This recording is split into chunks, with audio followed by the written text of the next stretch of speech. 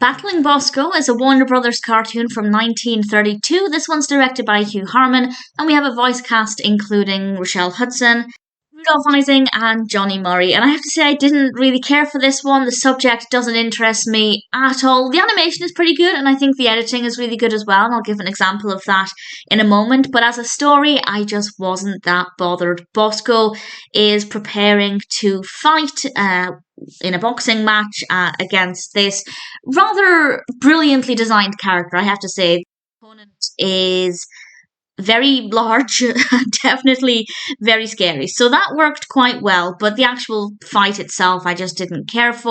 It's relatively well animated, by which I mean we have a lot of things in the background sometimes, but sometimes we're focusing purely on Bosco, and I think that works quite well. The editing I was referring to is when we go back and forth between the fight and also Honey, who was actually listening to the commentary of the fight on the radio, and I thought that worked quite well. But I wonder if I liked that because I wasn't interested in the fight.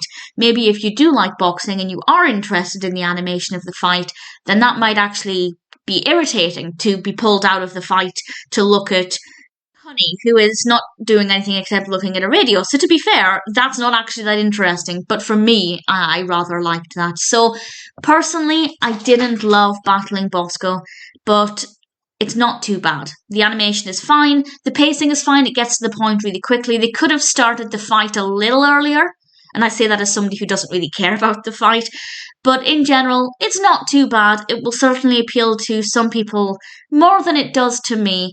But in general, it was watchable. I didn't love it, and I doubt I'd ever watch it again. But as a one-time watch, Battling Bosco was okay, but I expect other people will enjoy it quite a bit more than I did.